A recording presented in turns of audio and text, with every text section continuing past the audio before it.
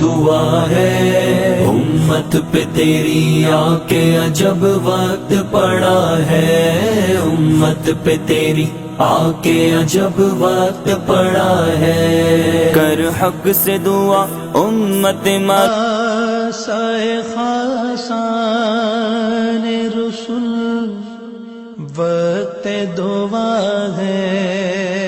میں شرجیل گوپلانی، چیئرمین آل سٹی تاجر اتحاد ایسوسیشن۔ اس وقت میں موجود ہوں بصرہ میں، عراق میں۔ جلیل القدر صحابی حضرت انس بن مالک رضی اللہ تعالیٰ عنہ کے مزار پہ، جو کہ خادم رسول ہیں۔ نبی علیہ وسلم نے ان کو ایک بہت بڑا مقام عطا فرمایا، ان کے لیے دعا جو کی ہیں وہ آپ کی ہسٹری کی کتابوں میں موجود ہیں۔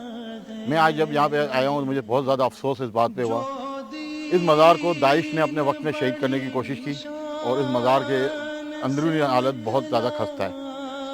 سب سے زیادہ علمی کی بات یہ ہے کہ ہم سنی برادری پوری دنیا میں پھیلی ہوئی ہے اور اتنے بڑے مزار کی ہم حفاظت نہیں کر پا رہے، اس کی رینوویشن نہیں کر پا رہے۔ میں آج اس تمام میڈیا کے ساتھیوں سے بہت زیادہ گزارش کروں گا، مؤدبانہ میری گزارش ہے کہ چیز کو ہائی لائٹ کریں۔ میں وزیر اعظم پاکستان، وزیر خارجہ پاکستان، وزارت مذہبی امور سے ایک درخواست کرتا ہوں کہ ہمیں اس مزار کی رینوویشن کے لیے پرمیشن دلا دیں۔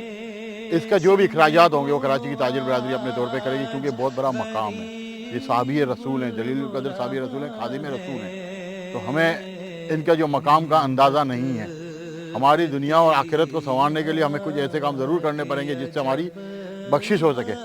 ہم دوبارہ میں مؤدبانہ گزارش کرتا ہوں وزیر اعظم پاکستان، وزارت خارجہ، وزارت مذہبی دینی امور سے کہ ہمیں صرف اس کی رینوویشن کا پرمیشن دلا دیں عراقی گورنمنٹ سے۔ باقی اخراجات اور باقی معاملات ہم خود کریں گے انشاءاللہ، اور اس میں اللہ تعالیٰ آپ کو بھی جزائے خیر عطا فرمائے گا اور ہمارے بھی ہو سکتا ہے کہ عاقبت کے معاملات آسان ہو جائیں۔ اس دین میں خود تفرقہ اب آ کے پڑا ہے، چھوٹوں میں اطاعت ہے نہ شفقت ہے بڑوں میں، چھوٹوں میں اطاعت ہے نہ شفقت ہے بڑوں میں، پیار